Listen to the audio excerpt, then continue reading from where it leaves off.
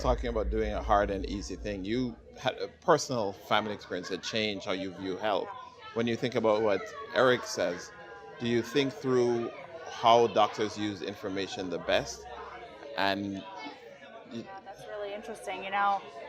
I I think that in some ways, if it weren't for research and the data and information that was exchanged within, say, the advocacy community yeah, that my family was connected with, the researchers, if those people weren't all in the know and had a shared mission, then we probably wouldn't have been involved in a study that found something genetic in our family. And I also think we've moved into a space where data is exciting and it's scary, yeah, right? Because when we did this research study, we didn't think twice about giving our DNA. Somebody can find a gene in our family for something that could kill you, killed someone in my family. But there were several people in my life that after I sort of became an evangelist of clinical research said, hey, you don't want to sort of out us as having a genetic condition. What about our employers? What about our yeah, insurers? Will they discriminate against us? So it's that, great power comes great responsibility, Spider-Man thing, right? Right. So how can we make sure that we have this amazing asset of data that we could be using for good? How do we transfer the power to the patient, but give them the tools they need to act on it and be empowered by it instead of saying, here, patient, here's the insight, and this is what I'm going to do for you, instead of, patient, here's the insight. How would you like to be part of your health? Right, care? right. Yeah, well, we talked a little bit about this before, and it's really interesting. I mean, the DNA example is interesting because don't forget, there's been two cases, criminal cases, that have been solved on former murders or rapes or whatever because they went to DNA banks. Right.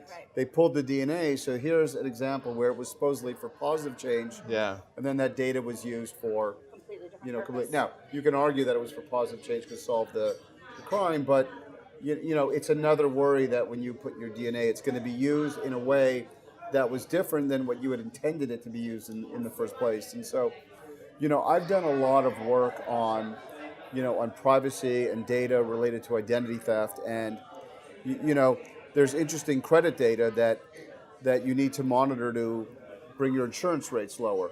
That same data in the wrong hands can steal your identity. So it's, it's really tough. And as you and I talked, I'm a big believer that consumers need to be in control of their information. They need to understand their information, and they need to be able to manage it. So they need to make that decision.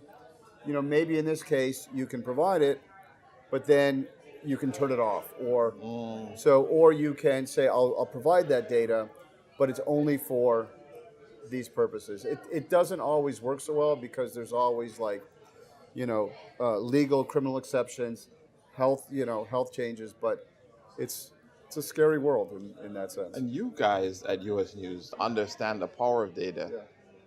Any last words you would say about that power and what it means for individuals, especially as you've empowered individuals to make the right decisions about different things? So I'll say for the data that we use at US News, two things. We use the data to make sure that our rankings are credible and our quality have the trust that you talk about. So if consumers use our data, go to the hospital, the best hospital for their disease, we've done that. Yep. What we don't do is we don't do sort of personally identifiable information that then can that can lead to